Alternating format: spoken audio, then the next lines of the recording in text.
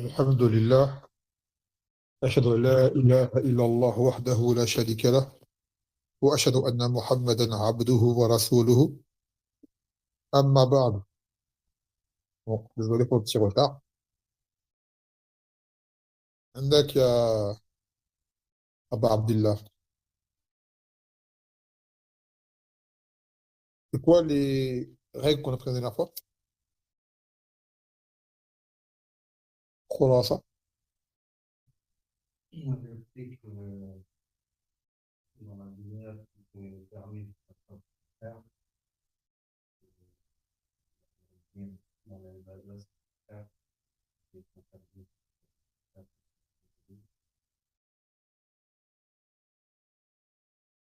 Sauter. D'abord, Ça, c'était avant-dernier ders. Ouais. Dernier ders, on a pris deux règles. Ça, c'était samedi dernier, ce que tu dis là. Un dimanche, c'était pas ça.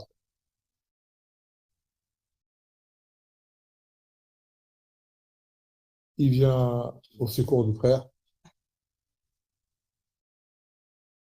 le moyen de prendre le nom de finalité, Hein. le général, c'est que euh, on est pardonné la contrainte, l'ignorance et Eh bien, voilà. Question pour toi. Est-ce que toute ignorance est pardonnée? Non. Toute ignorance n'est pas pardonnée. Et parmi les ignorances qui ne sont pas pardonnées, il y a, comme dans n'importe de l'islam, il y a la raillerie envers la religion, de se moquer de la religion. Comme c'est le cas de certains faits actuels, car des gens vont dire, vous êtes sûrement au courant de ces sœurs qui se sont moquées de la parole du frère qui était authentique sur le fait que des sahabiyat, le Nabi sallallahu alayhi wa sallam, avait dit aux femmes que, si je ne me trompe pas dans la mas'ala, qu'elles n'avaient pas le milieu de la route, mais le côté de la route, elles se sont mises sur les côtés, ou alors il y avait le hadith du, quand le hijab est descendu, certains avaient rien pour se cacher, donc elles se sont collées contre le mur. Je ne mélange pas les deux mas'ala. En tout cas, il y a un fait où des sahabiyats se sont collés sur les murs pour ne pas se mélanger aux hommes, ne pas être vus. Et certaines ont eu la très mauvaise idée de se moquer de cette mas'ala-là. Et certains vont dire, ces femmes sont ignorantes. Oui, elles sont ignorantes, ça c'est certain qu'elles sont ignorantes. Mais se moquer de la religion, ça va au-delà de l'ignorance. C'est un mépris de la religion, c'est une moquerie, c'est un manque de respect de la religion. C'est pour cela que ces munafiqoun qui s'étaient moqués du Nabi sallallahu alayhi wa sallam, des Sahaba, ils sont venus pour s'excuser. Innama nakhudu wa nal'ab. On ne faisait que plaisanter et faire le bavardage de voyage. Ça veut dire on ne savait pas la vérité de ce qu'on disait. Et Allah fait descendre le verset Qul abillahi wa ayatihi wa rasulihi kuntum tastazi'un la ta'tazziru qad kafartum ba'da imanikum.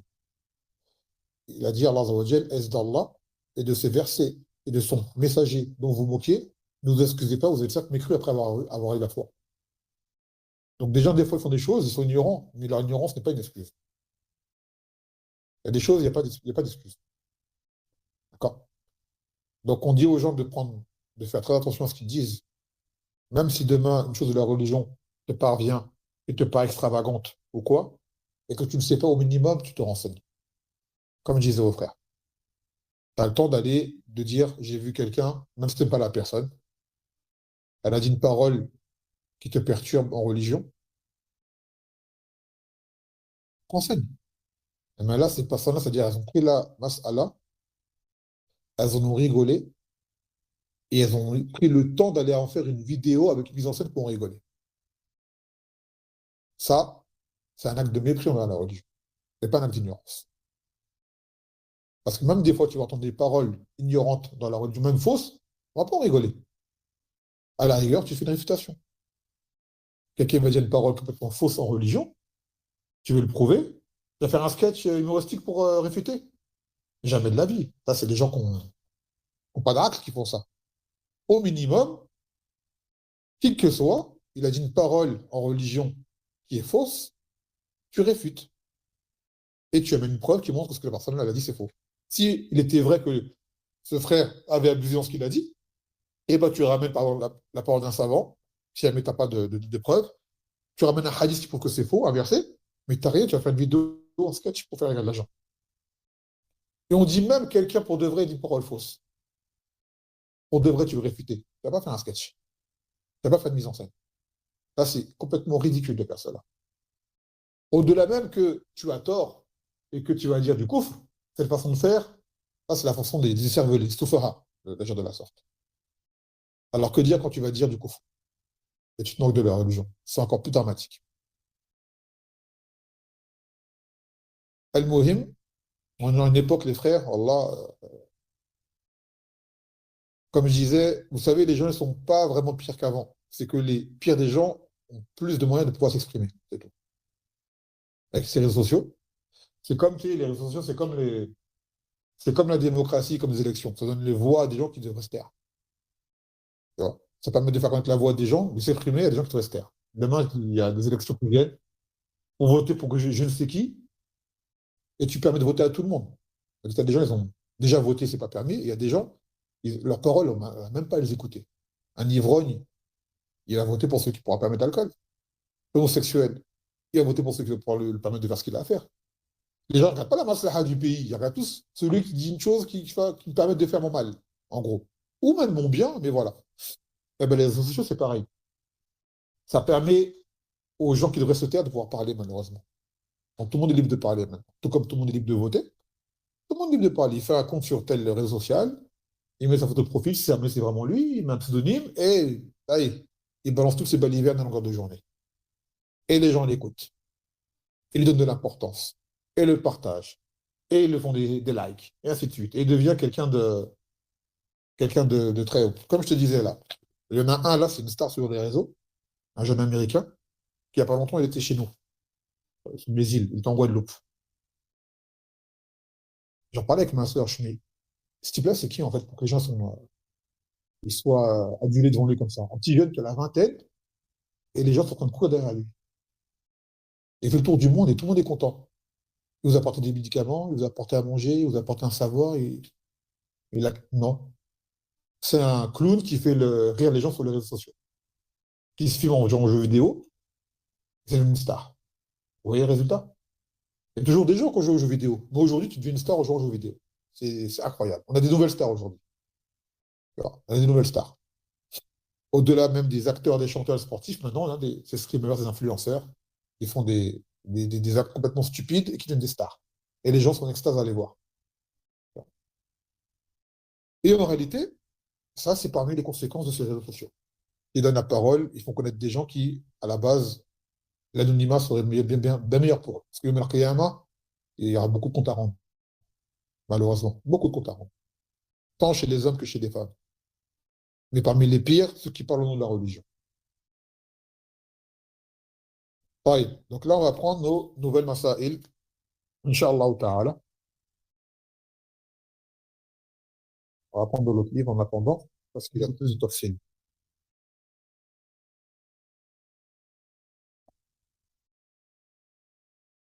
Donc, nouveau vers nouvelle règle. يقول المؤلف رحمه الله تعالى ومن مسائل الأحكام في التبع يثبت لا إذا استقل فوقع من مسائل الأحكام في التبع يثبت لا إذا استقل فوقع. Ça veut dire, on ne pourra pas traduire de mot à mot, mais parmi les règles qu'il y a, une chose qui, à la base, serait interdite individuellement peut devenir permise elle vient de façon commune. Elle est rattachée à autre chose, en fait. Seule, elle aurait été interdite, mais rattachée à autre chose, et comprise dans une autre mas'ala, elle peut devenir permise. Vous allez comprendre, Inch'Allah. Avec cette règle-là, il faut faire attention, car elle peut être mal interprétée également, et mal comprise. طيب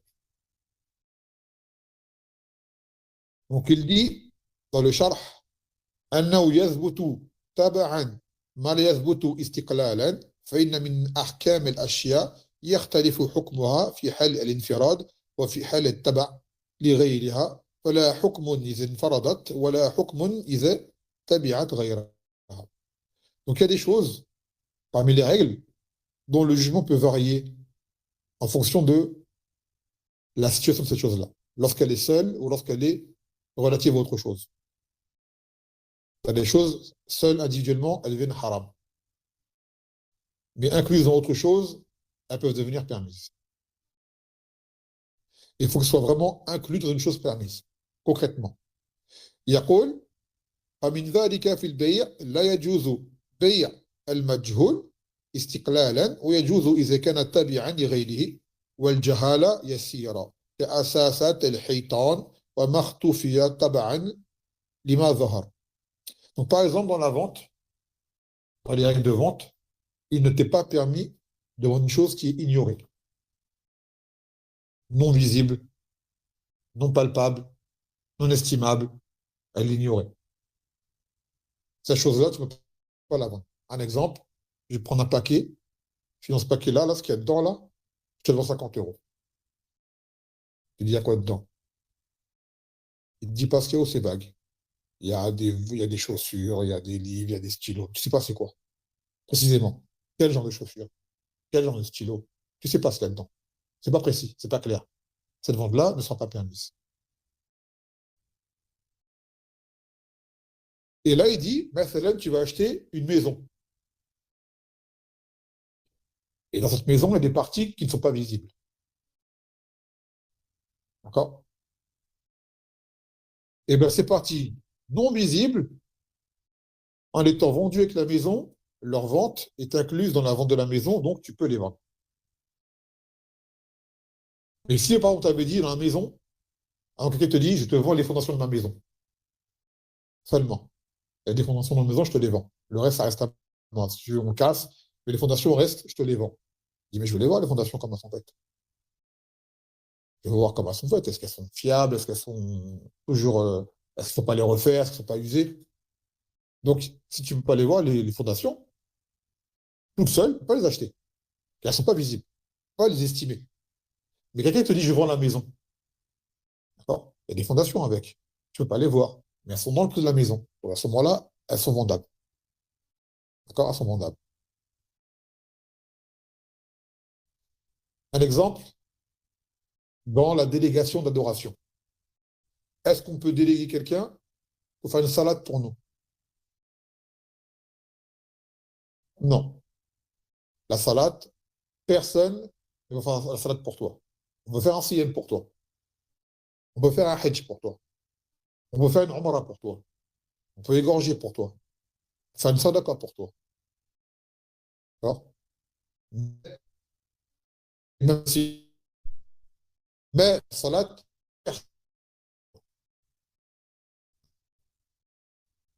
donc maintenant, on va faire umrah. Umrah,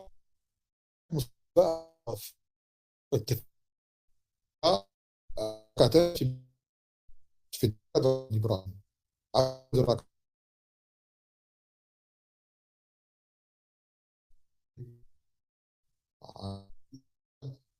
Pour quelqu'un tout seul,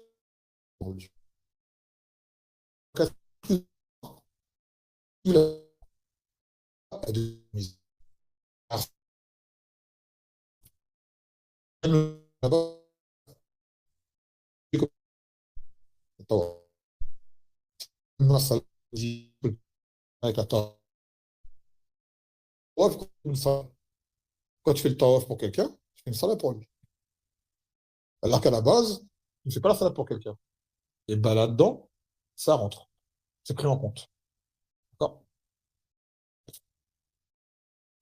يقول والحشرات لا يجوز أكلها منفردة ويجوز أكل الدود ونحوه تابعا للثمرة ونحوها والنحل في دبابه وذبابه.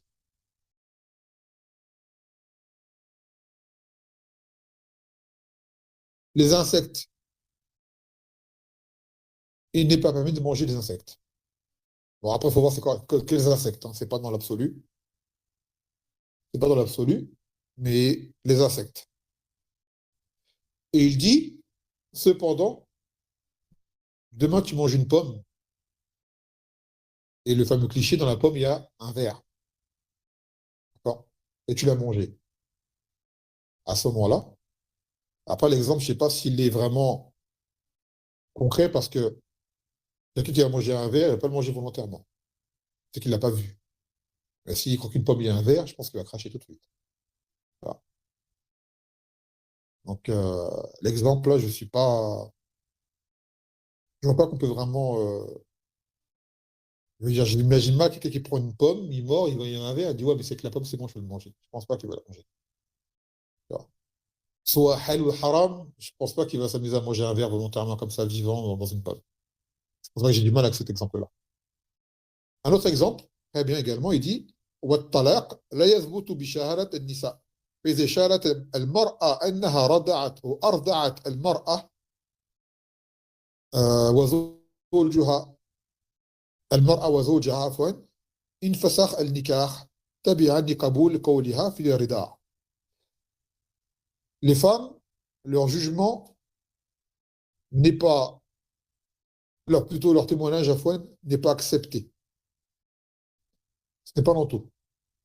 C'est tout ce qui touche au mariage et aux sentences. Les sangs. Bon, le sang, une sentence comme ça, la femme, son témoignage n'est pas accepté. Par contre, il y a des choses dans lesquelles son témoignage est accepté. Et aussi parmi les choses où son témoignage n'est pas accepté, c'est le divorce. Par exemple, une femme ne pourra pas dire mon mari m'a divorcé si le mari ne confirme pas. D'accord? Elle va dire mon mari m'a divorcé devant un juge, devant d'autres personnes. On va dire on veut que le mari confirme.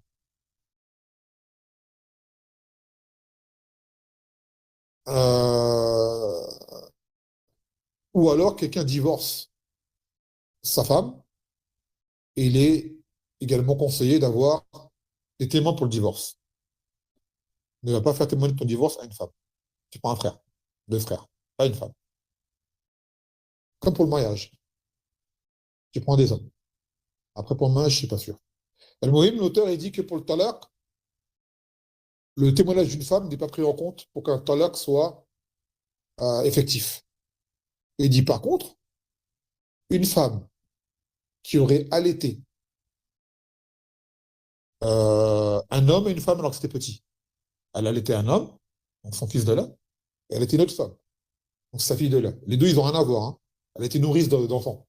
Et un jour, cet homme-là a grandi, cette femme-là a grandi, ils sont mariés. Ils sont frères de lait.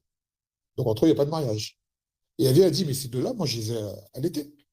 On va se marier. Donc à ce moment-là, on doit séparer entre eux. Selon le témoignage de qui? C'est qui a témoigné pour que ce mariage soit. Voilà, et c'est une femme. Donc maintenant, on va dire, comme son témoignage dans l'allaitement, il n'y a que le sien qui est valable, alors il implique un divorce. Donc à ce moment-là, son témoignage pour le divorce sera valable. Parce qu'à la base, c'est son témoignage qui est valable pour l'allaitement.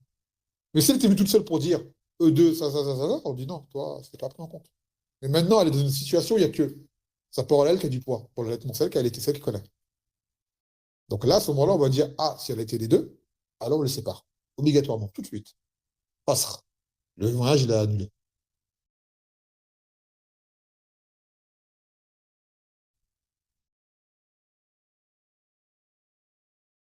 Est-ce qu'il y avait un autre exemple qui avait été donné? Il y en a un autre, mais on ne va pas le citer. Je vous en citerai hors ligne, Inch'Allah. Mais moi, quand je l'ai lu, j'étais surpris. Euh,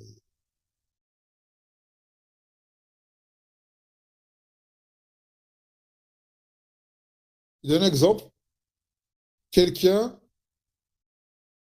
qui a dit, un exemple, hein, qui jure qu'il ne va pas acheter de laine, la laine. D'accord. Est-ce qu'il serait interdit d'acheter un mouton? Hmm. Du coup, non. Bah, avec cette règle-là, si. Avec cette règle-là, si. Parce que la laine suit le mouton. Et on a acheté un mouton. Et le mouton, il a quoi sur le dos? La laine. Donc, comme il a acheté un mouton, seul, il n'a pas pu acheter de la laine comme ça toute seule. Vu qu'il a acheté un mouton, alors la laine, elle suit le mouton, à ce moment-là, elle lui est permise. Il n'a pas à faire de kafara. Bon. Par contre, cette règle-là, des fois, elle peut être mal comprise et mal appliquée. C'est ça que j'aime pas trop m'élargir dedans. Les gens vont peut-être rendre haram des choses, halal des choses haram en disant que bah, comme il y a ça avec ça, bah, je peux faire les deux ensemble. Tu vois. Par exemple, ils vont dire je travaille à Carrefour et ils passent de l'alcool, ils passent du porc. Et tu dis, ben, ouais, ça suit les trucs halal, donc c'est un magasin, donc là-bas c'est que c'est halal, le reste ça va, ça rentre pas dedans. Faire attention. Ça rentre pas dedans, ça. Ou alors quelqu'un qui a un camion de transport des choses halal, disons il y a de la drogue ou de l'alcool. Évidemment, je transporte des camions. Et 80% du camion, c'est des meubles, c'est la nourriture. Donc il dit l'alcool, la drogue, ça suit le reste. On dit non, ça rentre pas là-dedans. D'accord. Ça rentre pas là-dedans.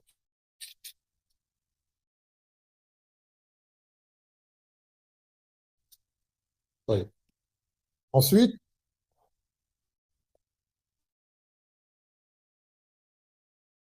je vous avoue, cette règle-là, il faudrait quelqu'un de plus, qui ait plus de maîtrise pour pouvoir vraiment, vraiment vous mettre les limites quand c'est applicable, quand ça ne l'est pas. Là, je ne suis pas vraiment capable.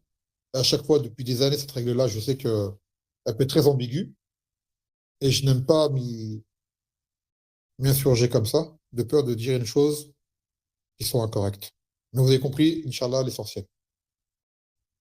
يقول والعرف معمول به إذا ورد حكم في شرع الشريف لم يحد والعرف معمول به إذا ورد حكم من الشرع الشريف لم يحد.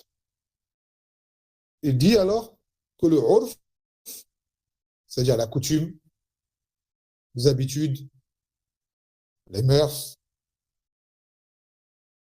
devient est pris en compte lorsque,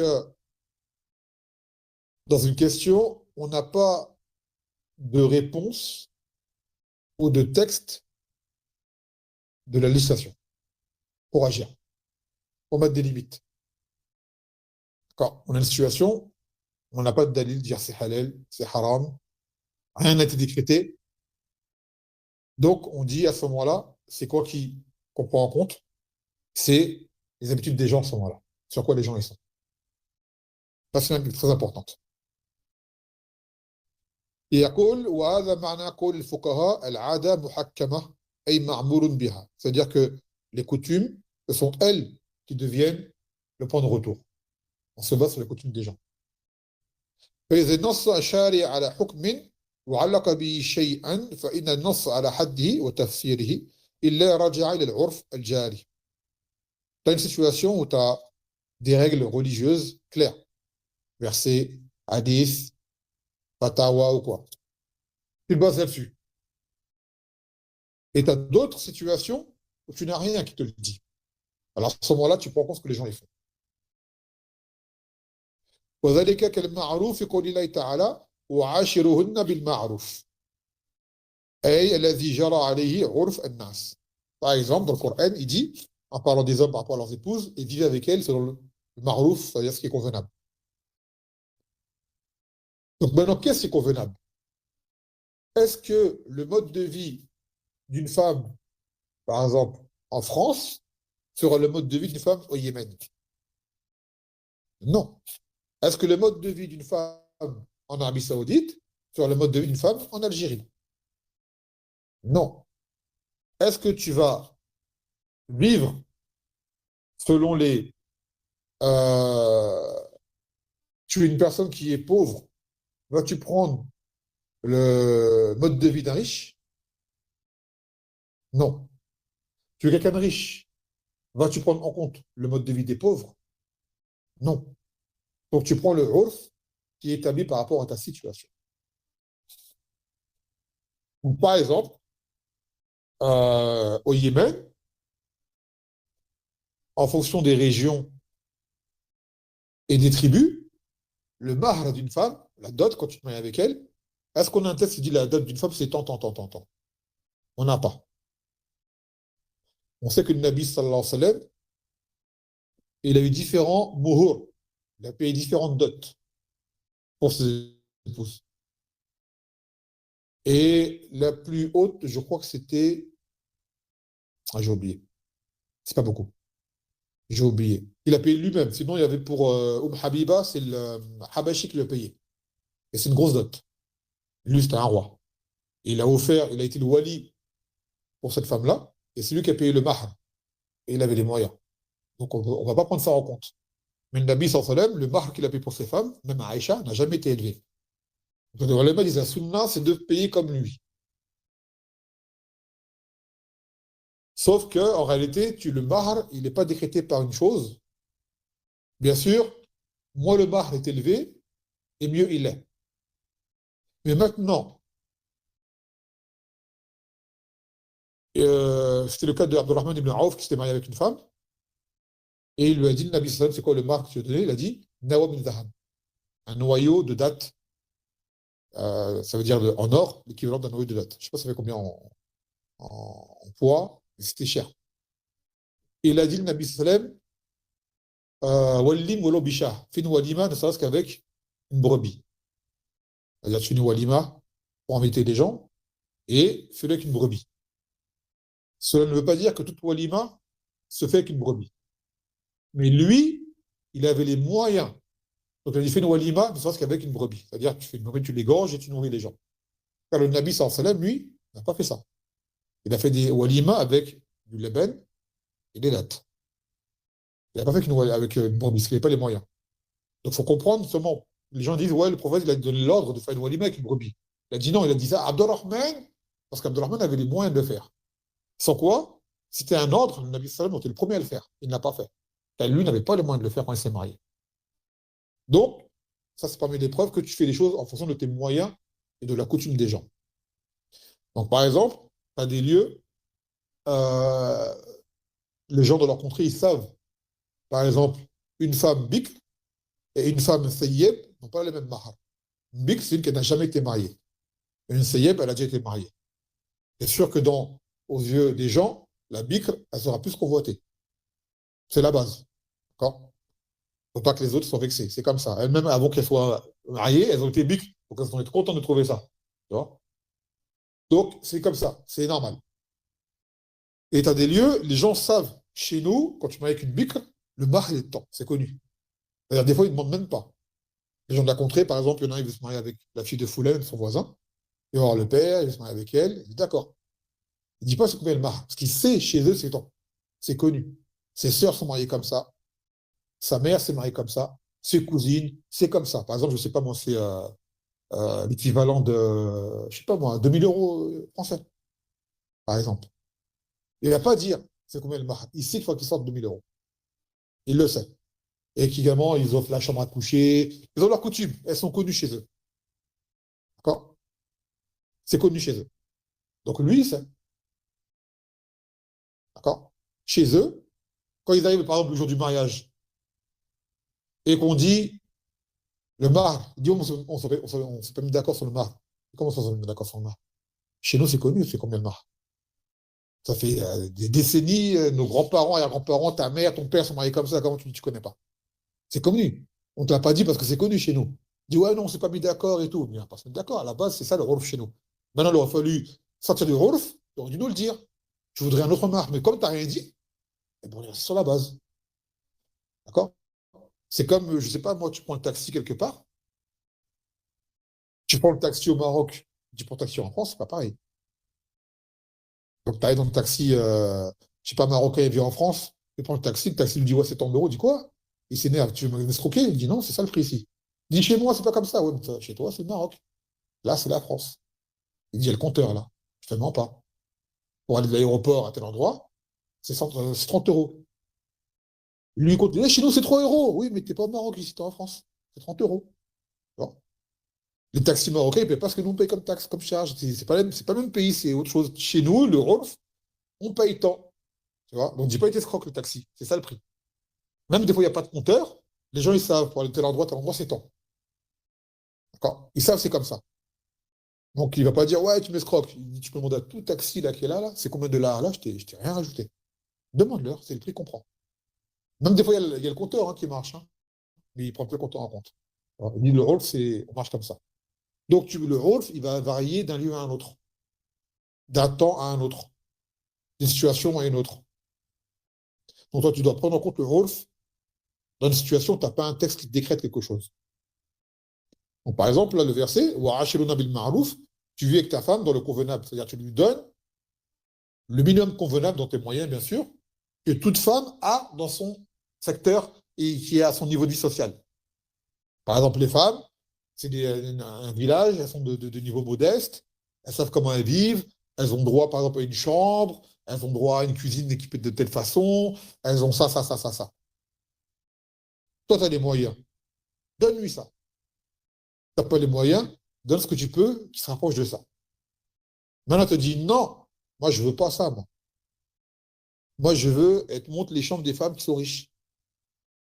D'accord. Elle dit non. Après, elle a dit, le Rolf chez nous, à notre niveau social, c'est pas ça. Nous, c'est ça. Donc, à ce moment-là, et tu dis, si ton père t'a vécu comme ça, ta mère, elle a vécu comme ça, donc moi, je te donne comme ça également. Et chez moi, ma mère, mes sœurs, c'est comme ça que c'est. Tu vois. Donc, si la femme, elle dit, elle veut plus, et que le mari ne donne pas, elle n'a pas le droit de dire, ouais, il ne me donne pas plus et tout, je veux plus. Le rôle, c'est que c'est ça. D'accord. Le rôle, à leur niveau de vie, dans leur secteur, c'est comme ça.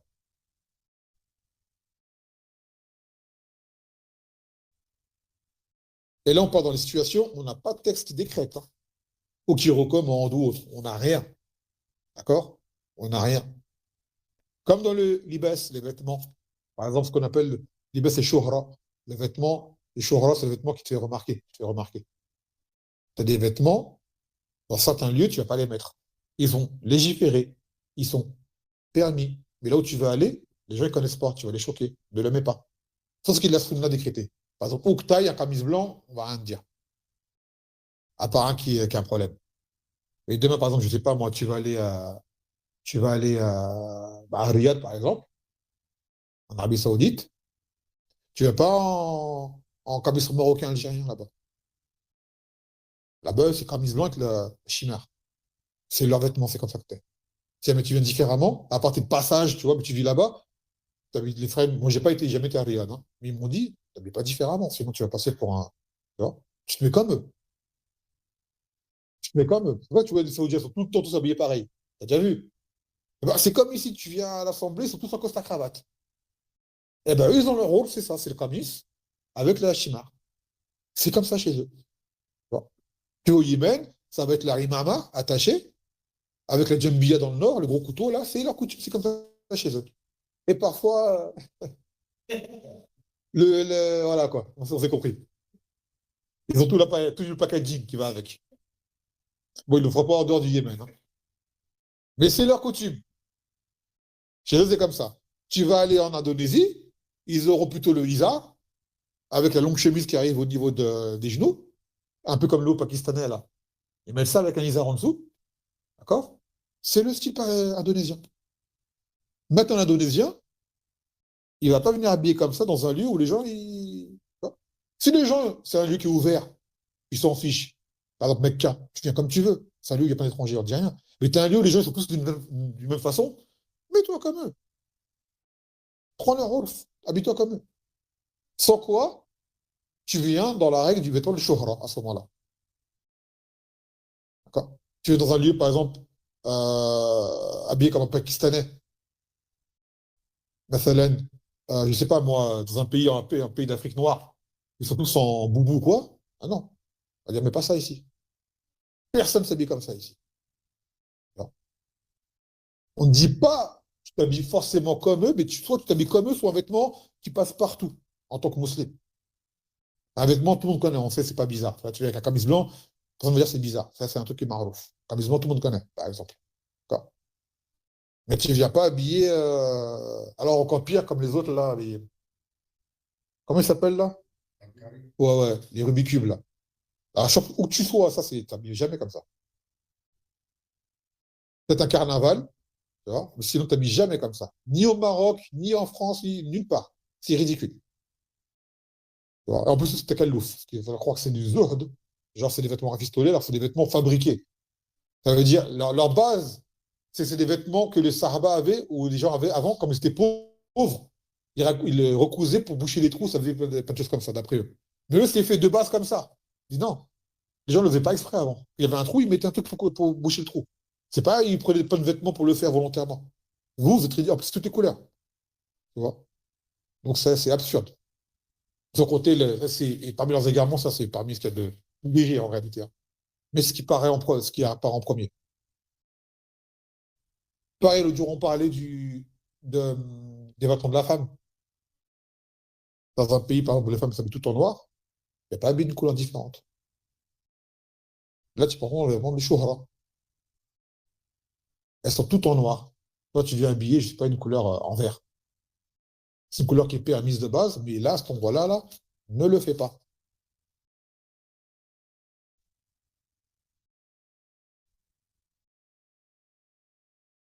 Donc, dans les masaïl, on prend en compte le lieu où on est. Dans les masaïl, on n'a pas de dalil. Le lieu où on est, l'époque où l'on est, et les circonstances. Lorsqu'on n'a pas de dalil. Donc, on revient aux gens du pays. On se renseigne. Là où on va. À la base, où qu'on soit, on doit rester discret, de toute façon. Le monsieur, quand il est quelque part, il se fait discret. Il ne s'est pas remarqué.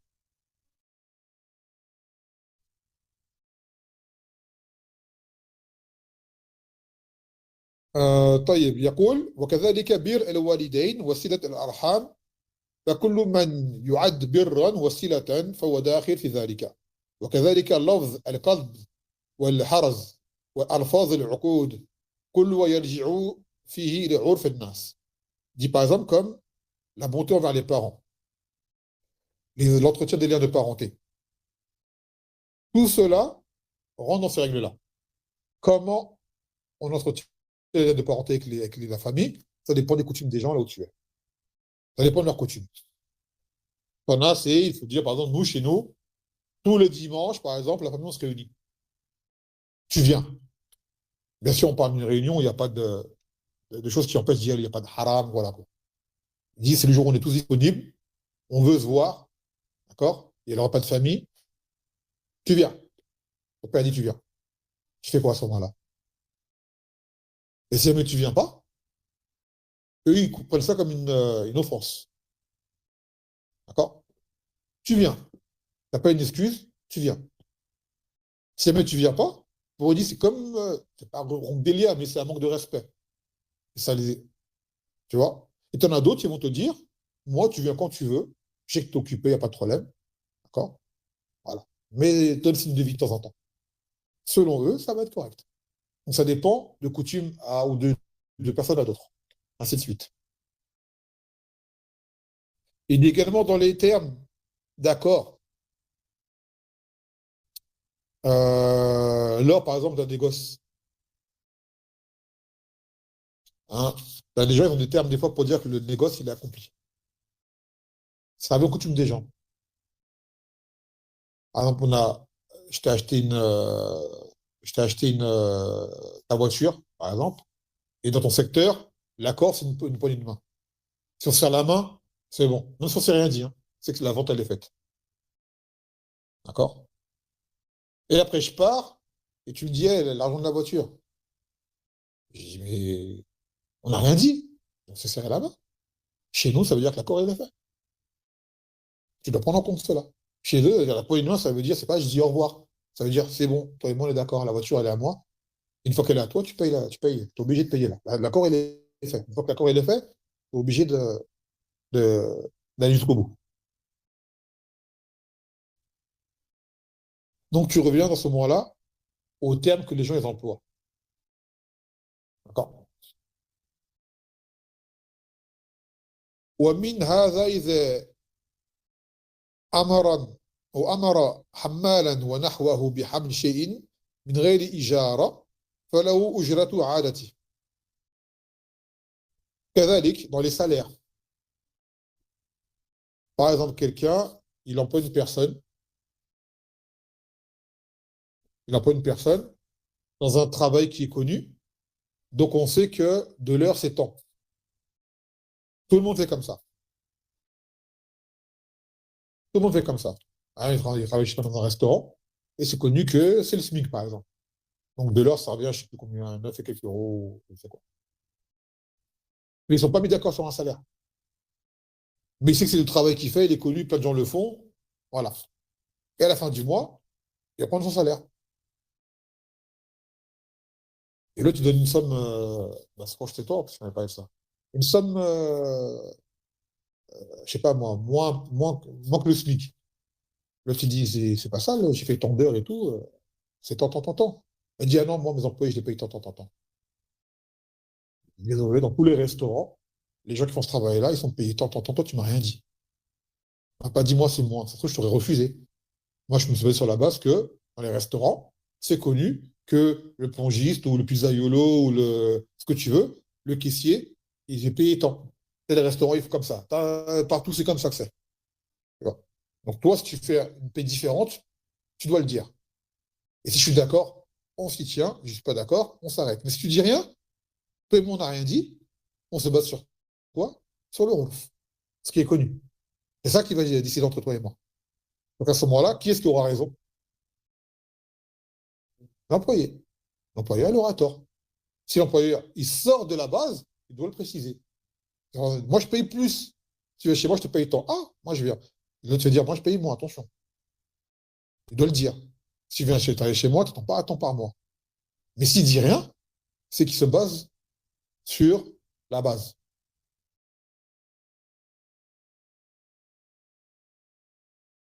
Il dit également, quand tu rentres chez les gens, à la base, la sunna, quand tu vas chez les gens, c'est de taper 3 fois. Et si on ne te répond pas, si on ne te répond pas, tu pars. Même s'il y a quelqu'un, tu dis rien, tu repars.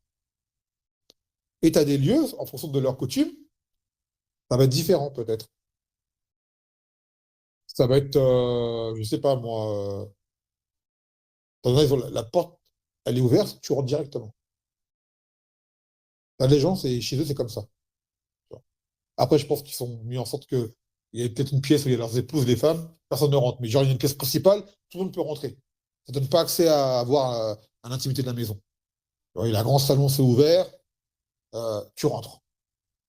D'accord? Tu rentres. La coutume chez les gens, c'est comme ça. Donc, tu restes pas devant la porte et tout. Il va pas se dire, qu'est-ce que tu fais? Pourquoi tu n'es pas rentré? Je sais pas, j'ai pas osé. Je dis, c'est comme ça. Regarde les voisins. Tout le monde est là, le grand salon, la porte est ouverte. Tu rentres, tu te vois. On va venir. Tu vois? Tu rentres. Dis pas, ouais, je savais pas. Dans le sens, j'ai pas osé rentrer. Si c'est connu chez les gens et que tu rentres, il n'y a pas de péché sur toi. C'est normal. Ou emprunter l'emprunt des choses. Même des fois, tu as un dalil, mais c'est pas juste obligatoire. D'accord? Par exemple, tu ne peux pas emprunter, prendre les choses des gens sans la permission. Marouf. Mais dans des lieux, par exemple, dans des villages, il y a quelqu'un, il a un outil ou quoi, c'est posé là, celui qui veut, il sert, mais il le ramène. C'est connu. On pas la permission, sers-toi. C'est là pour tout le monde. Il y a une brouette, tu la prends, tu l'utilises, mais tu ramènes. Si tu casses, tu rembourses. Ne pas frapper chez moi pour me dire, ouais, je prends la brouette. Elle est là, sers-toi. Nous, dans le village, on se connaît, on se fait confiance. Celui qui veut prendre, il prend. Juste, il ramène. S'il casse, il rembourse. Tu vois? Donc, demain, tu vois, t'es avec un frère, tu vois, tu marches avec lui dans ce village-là, et prend une brouette, il part avec. Tu dis, ah, t'as pas demandé la permission. Tu prends comme ça les affaires des gens. Tu vois? Il dit, non, ici, ce qui est à cet endroit-là, là, dans la rue dehors, on peut prendre. C'est comme ça chez nous, on peut prendre. On peut utiliser, et on ramène pas, on peut pas fini. D'accord?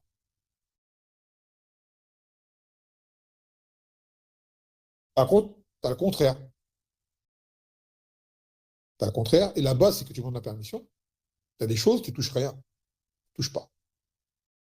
C'est là, ouvert devant toi, ne touche pas. Tu touches pas. Là, chez les gens, leur coutume, c'est quoi? Tu touches rien aux affaires des gens.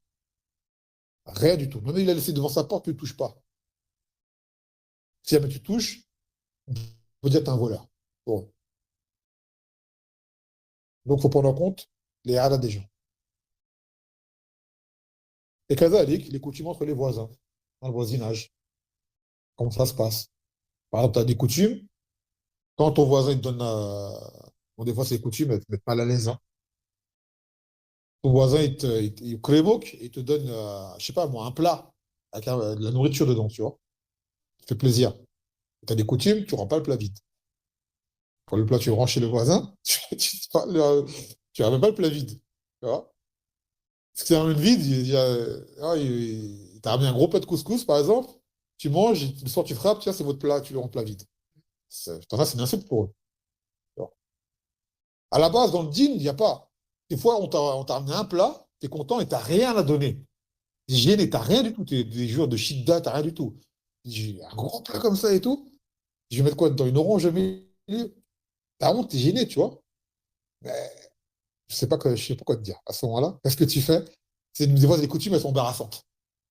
Parce que c'est, à la base, si moi, je te donne un plat, je te fais un ikram, je veux rien derrière. En moi, le plat, moi, je suis content, mais t'as des gens qui vont mal le prendre. C'est une réalité, tu vois. Ils vont mal le prendre. Et c'est des coutumes, ça force les gens à se faire un takallouf. Voilà. C'est comme la coutume du cadeau de mariage. Il y en a, ils se l'imposent. Le cadeau de mariage, c'est une chose, tu as le droit de le faire.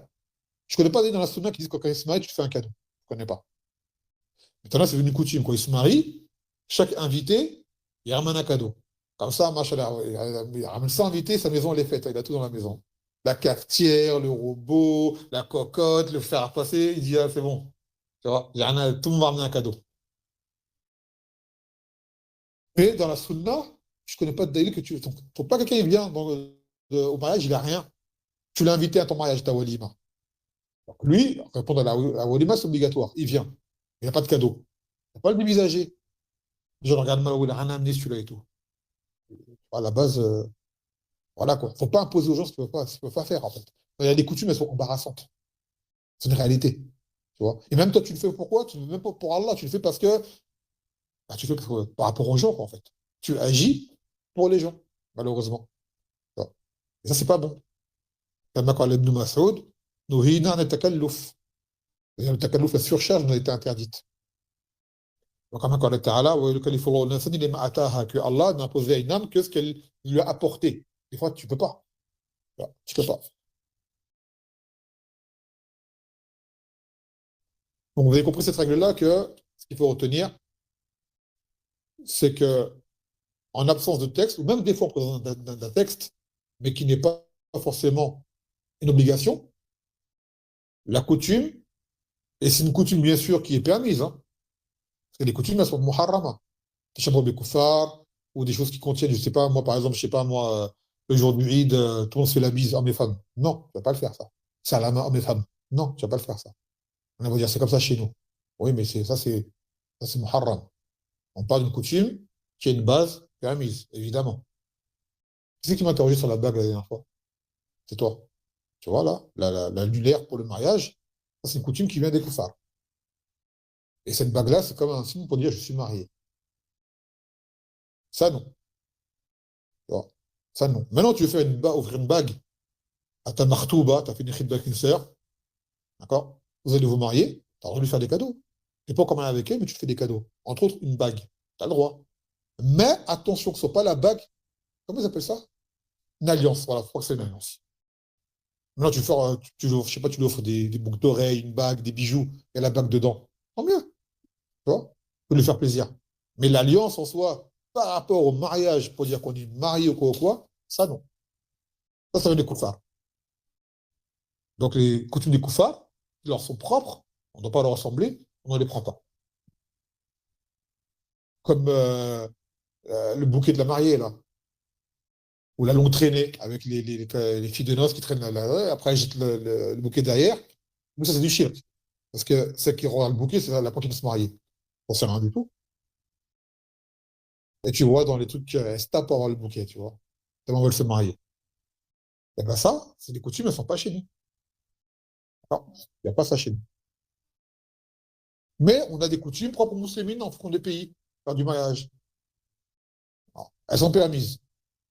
Par exemple, au Yémen, des fois, le mariage, le rôle, c'est sur 3 jours. C'est leur coutume. S'ils ont les moyens ou quoi, il n'y a pas de problème, ils ont le droit de le faire. T'as aussi la coutume des 7 robes. Si les gens ils ont les moyens, ils ont le droit de le faire. Ah, dans le pays du Maghreb, ils ont la coutume de mettre les 7 robes pour la marier ou quoi. S'ils ont les moyens, c'est pas ils font une surcharge ou quoi, ils ont le droit de le faire. Et qu'il n'y a pas d'autres choses interdites qui ont lieu pendant les noces, ils ont le droit de le faire. Par contre, il y a cette coutume qu'ils appellent le henna. Justement, une fois, on m'a posé la question. Je ne connaissais pas, moi. Alors, la question m'a dit, est-ce qu'une femme peut faire le henna pour son mariage? Je dis, bah oui, c'est sunnah, elles sont embellies. Il m'a dit, non, non, c'est pas ça, en fait. C'est elles font le henna, c'est un embellissement qui protège, qui met une baraka pour le mariage, soi-disant. Tu vois? Ça, je dis, non, ça, non. Ça, c'est shirki. Ah, mais maintenant, on fait du henna sur ses mains, ses bras et tout, pour faire belle. Oui, ça, c'est recommandé, tu vois. Même pour le riz, tout ça. Il m'a dit, non, c'est pas ça que je voulais dire. Et c'est une coutume qui a répondu. Eh ben, avec cette certificat-là, c'est un certificat qui est shirki. Tu fais d'une cause, une cause qui n'en est pas une. Ça peut être shirk akbar ou asghar, ça dépend de ce que tu dis. Et la baraka dans un mariage, elle vient avec la taqwa. Ça, on va en parler demain, Inch'Allah.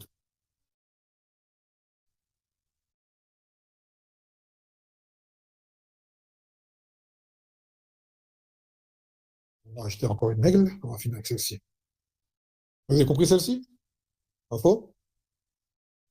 يقول معاجل المحظور قبل آنه قد باء بالخسران مع حرمانه ومعجل المحظور قبل آنه قد باء بالخسران مع حرمانه.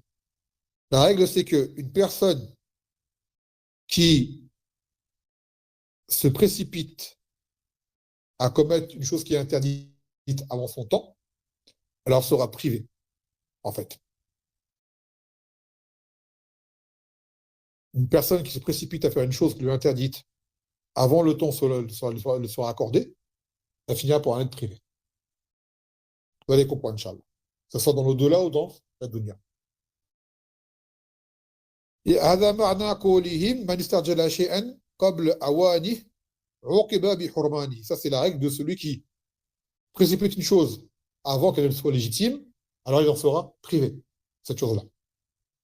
وهذا عام في أحكام الدنيا والآخرة. Ça, c'est général pour les choses de la dunya et de l'au-delà.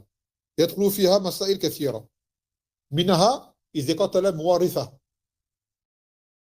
أو من أوصى له بشيء أو قتل العبد المدبر سيده. Alors, par exemple, dans les règles de l'héritage, dans le Coran, Allah Azza wa Jal a décrété des parts à chacun quand il y a un mort. Chaque personne autour de lui a une part définie en fonction de la situation. Le père, la mère, les épouses, ou les époux, les enfants, ainsi de suite. Ils ont des parts décrétées dans le Coran. Nous, on n'a rien à changer. On n'a pas de testament à faire. Dis, donne-toi mon fils, toi ma fille. Non, tu n'as rien à faire. Comme quand les Nabi sallam, là aussi, les waris. Tu ne fais pas de testament pour un héritier qui est légitime dans le Coran, il aura sa part. Tu n'as rien à dire. Tu fais un testament pour quelqu'un qui de base n'est pas légitime. Ton voisin, ton ami, toi, mais des proches de la famille, eux, dans le Coran, ils n'ont pas à la décréter, tu n'as pas à la changer, elle est inchangeable. Donc, par exemple, quelqu'un, un exemple, un fils va tuer son père pour hériter de lui.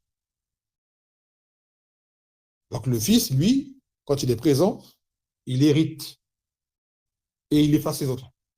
Quand le fils il est là, il prend une part, il efface trop de gens dans la famille. Il efface les oncles, il efface trop de gens. Il est là, le fils. Et ça, c'est un truc qui est fréquent chez les koufars. Et le père, il est riche. Et le fils, il veut l'argent. Qu'est-ce qu'il va faire? Il va tuer son père pour hériter de lui. Et ben, la main, ils disent, ben, à cause de ce meurtre qu'il a fait pour l'héritage, il n'aura rien du tout. D'accord? Mais ça, c'est ma salle, mon cher Abdelhamid, il dit non, il n'y a pas de dalil là-dessus. Il n'y a pas de dalil là-dessus. Même s'il a tué son père, l'héritage, c'est l'héritage. Après, l'auteur lui voit autre chose. Ou il dit pareil, quelqu'un qui fait hériter d'une personne euh,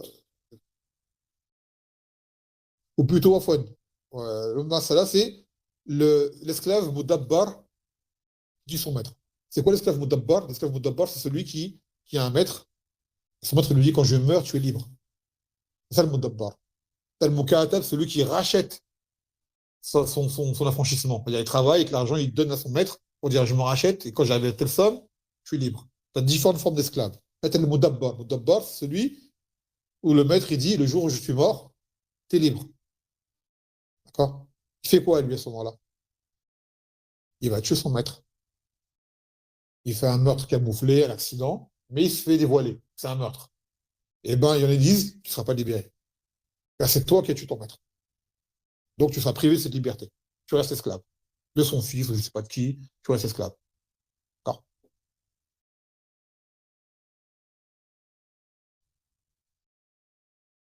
والوصي والعتق ومنها المطلق في مرض موته. Également celui qui veut divorcer sa femme alors qu'il est en maladie mortelle. C'est un homme, il a une épouse, et entre eux, c'est spécial, il ne veut pas qu'elle hérite de lui. Et dans une maladie, il sait qu'il va mourir. Le médecin, on dit, oh, toi, il te reste tant de temps à vivre. Il fait quoi? Il dit, déjà, je divorce ma femme, comme ça, touche rien. La divorce, comme ça, touche rien. Et bien, ça, il n'a pas le droit de le faire. Parce que l'épouse, elle a sa part quand il meurt. Il ne veut pas qu'elle ait. Donc, pour tricher, il a un divorce avant. Et bien, les ulama disent que si il a divorce avant et qu'il meurt, elle a quoi en idda, elle touche son héritage. Même s'il a divorcé, elle a ses 3 cycles de menstrues à faire, il meurt avant la fin, elle a l'héritage. Et s'il meurt après la idda qu'elle touche sa femme, elle a peu d'héritage. Tout simplement. Il dit, ça c'est dans ce bas monde, hein, وكذلك في أحكام الآخرة فمن لبس الحرير في الدنيا لم يلبسه في الآخرة. L'exemple, nous les hommes, il nous est interdit de mettre de la soie. On ne porte pas de soie. Et celui qui porte de la soie en ce bas monde, il n'en portera pas dans l'au-delà. Donc, la personne aura précipité une chose maintenant, il le sera privé dans l'au-delà. وشرب الخمر في الدنيا لم يشربه في الآخرة. Celui qui boit de l'alcool en ce bas monde n'aura pas d'alcool qu'il y a dans l'au-delà. Cet alcool qui est délicieux et qui ne rend pas ivre d'une ivresse douloureuse.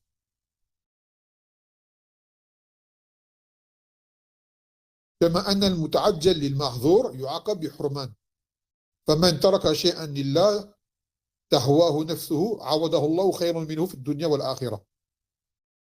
Et tu vois, celui qui précipite une chose qui est interdite en ce bas monde, qu'est-ce qu'il va avoir comme punition? Il pourra en être privé par la suite. Eh bien, on a le contraire, celui qui délaisse une chose pour Allah, il en sera gratifié par meilleur, en fait, dans ce bas monde et dans l'au-delà. يقول فمن ترك معاصي الله ونفسه تشتهيها عوضه الله إيمانا في قلبه. Celui qui laisse une chose pour Allah alors qu'il a désir, mais en prenant cette chose-là, il s'expose à des conséquences. Donc il a dit, par peur de ces conséquences, cette chose-là, je ne la fais pas. Je ne la veux pas. Je ne la prends pas. Ou une chose qu'il a, mais cette possession cause des troubles. D'accord? Ça cause des troubles. Il dit alors, je m'en désiste. Pour que la situation s'apaise et se calme. Comme c'est par exemple le cas de Al-Hassan, qui s'est désisté du gouverneur pour éviter qu'il y ait un combat entre les musulmans, par exemple. Alors, celui qui agit de la sorte, Allah Azza wa Jal va le gratifier par une montée de foi, le raffermir en religion et une baraka dans son risque. Il y a plein de choses qu'on commet aujourd'hui, c'est pourquoi? Parce qu'on veut la chose. Et en prenant cette chose-là, on commet des interdits. Donc on se prive. Par exemple, des gens ils vont prendre un travail avec un gros salaire Dans ce travail, il y a des interdits. Il dit, ouais, mais j'ai besoin pour le salaire et tout. Tu auras le gros salaire, mais tu vas perdre de la baraka, tu vas gagner des péchés, et tu auras des problèmes collatéraux, tu vas même pas te rendre compte. Tu vas dire, mais pourquoi il m'arrive ça? C'est ton travail que tu as choisi qui cause ça. Tu vois. Alors qu'au contraire, quelqu'un, ce travail va le délaisser, d'accord? Il ne sait pas comment je vais faire. Allah va lui accorder meilleur. وَمَن يَتَّقِ اللَّهَ يَجْعَل لَهُ مَخْرَجًا وَيَرْزُقْهُ مِنْ حَيْثُ لا يحتسب. Celui qui craint Allah, il lui accorde une issue, il lui apporte la puissance dont on ne s'y attend pas. Vous savez, plein de choses qui nous arrivent sont des fois des conséquences indirectes des péchés qu'on commet. Des fois, tu vas faire une chose qui est haram, dans ce haram, il ne t'arrive rien du tout. Tu diras, Allah m'a pardonné peut-être, mais la conséquence, elle vient ailleurs. Kadhalik, là, tu t'y attends pas. Et tu dis, pourquoi il m'arrive ça? J'ai rien fait là. T'as rien fait là, mais t'as fait là. Et c'est peut qu'Allah t'ait éprouvé là. Et le contraire, des fois, tu fais une cause halal pour obtenir quelque chose, et tu n'obtiens pas ce que toi, tu t'attendais là. Mais Allah te l'accorde là d'une autre façon. Donc en fait, les causes, les frères, il faut bien se rappeler que la cause n'est qu'une cause. Allah il voit la cause. Le résultat peut venir d'ailleurs. Par cette cause-là, d'accord? Mais n'attends pas forcément que ton résultat vienne de cette cause directement. Ça peut venir ailleurs. Ça peut venir à un autre moment. Toi, tu le veux maintenant, Allah va te le gratifier dans 2 ans. Et des fois, tu précipites, et au bout de 2 ans, tu dis, subhanallah, j'aurais patienté. Regardez ce qui s'est proposé à moi là. Mais j'ai fait ça il y a 2 ans, et maintenant, j'ai été prévenu de telle chose. Et tu regrettes. Tu regrettes malheureusement. Ça, Inch'Allah, on va en parler demain dans la siha qu'on va faire pour les uzab ou les nouveaux mariés. Et des fois, la précipitation nous amène à faire des mauvais choix, qu'on regrette amèrement par la suite. Ouais, vous avez compris les 3 règles d'aujourd'hui? Donc, on récapitule.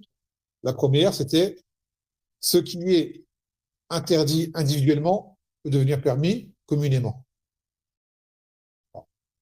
Après, on avait pris que le urf, les coutumes, font office de point de retour dans les situations où on n'a pas un texte. Ou alors même si on a un texte, qui n'est pas une obligation ou quoi, la coutume peut prendre le dessus également. Si elle n'aboutit pas à un plus grand mal. On a donné l'exemple, par exemple, frapper chez les gens. La sunna, c'est frapper 3 fois avant de rentrer. Mais tu as des gens qui vont dire, non, moi, tu rentres chez moi directement. Et chez nous, c'est comme ça, tu rentres chez nous directement. À ce moment-là, tu agis selon ce que les gens te disent. Ah. Et on a dit que celui qui précipite une chose avant son temps, il en sera privé par la suite. Alors, que le temps ne vienne, que son tour ne vienne, que sa part ne lui vienne, il précipite au point de faire des choses interdites, finalement, cette chose-là, il en sera privé. Il le veuille ou non, hein, il en sera privé. Non. Il y a des questions par rapport au DAS? Par rapport aux mœurs, ça veut dire que ça prend c'est du haram à cause des mœurs.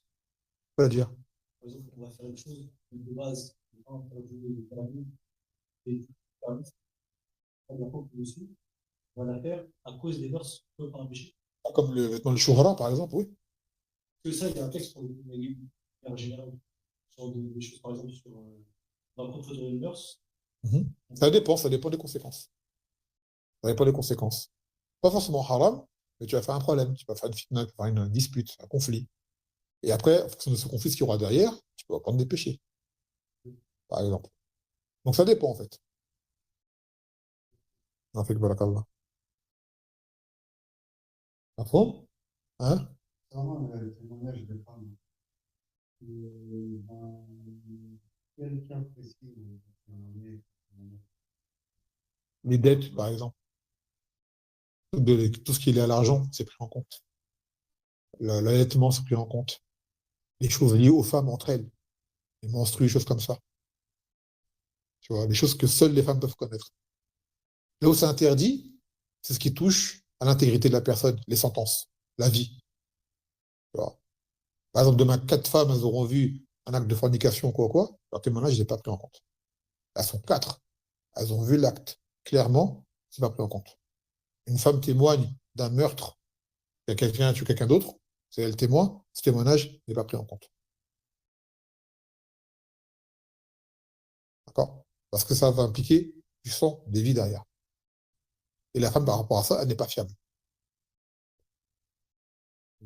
Par rapport à la date, tout à l'heure, tu as dit qu'il y en a qui voient qu'on a des données comme ça. Et Charles Islam, ce qu'il dit. Et je pense qu'il y en a qui ont fait les équivalences. Ouais. Je l'avais eu, mais je l'ai oublié. En mode, oui. Mais je l'avais eu en réel yéménite. Il y avait Shir Fatal Qadassi, il avait fait l'équivalent en réel yéménite, ça fait pas beaucoup. Mais j'ai oublié. De ce que j'avais vu, ben, même sur ça, il diverge. Par exemple, La valeur. par l'euro, ils vont dire 3 000. En éventuellement, c'est 2 000 par rapport au taux de l'or. Possible. Voilà. Non, non, on avait vu en réel yéménite, ça fait vraiment pas beaucoup. Ça fait pas, vraiment pas beaucoup. Une personne qui accepte un travail et gagne un gros salaire, on va dire, pour devenir au besoin de sa famille, et dans ce travail-là, il fait passer ça à la haute valeur. Est-ce que le travail est haram ou pas? Ah oui. Parce qu'il y a une fille qui me dit ça, on m'a dit que c'était là, il voit sa situation. Il parle de ce qu'il a dit. C'est ce qu'il a dit, mais ce qu'il a dit, c'est pas correct. Inna salat kanat al-mu'minina kitaban mawquta. La salat est un temps prescrit pour les musulmans. La salat, elle est même faite à l'heure, même dans les moments les plus difficiles. Seulement, Allah t'a facilité par le regroupement. Même en voyage, tu ne sors pas en salle de souvent. Tu peux faire le Dhor et le As ensemble, mais tu ne fais pas le Dhor et le As après le Maghreb. Et tu ne les fais pas avant le Dhor. Même la salat de la peur lors du combat, tu l'as fait en son temps. Tu rattrapes, tu regroupes, tu l'as fait en son temps. Et tu peux te pardonner si jamais tu as oublié ou quoi. Sinon, tu l'as fait en son temps. Cette excuse-là, beaucoup disent ça. J'ai entendu il n'y a pas longtemps pareil. Mais ça, c'est faux. On va faire quoi, le tu l'as fait. T'as collaboré, c'était toi, tu l'as fait au moins tout seul. Mais tu l'as fait. Donc, pour empêcher, À la base, en groupe, c'est obligatoire. Ouais.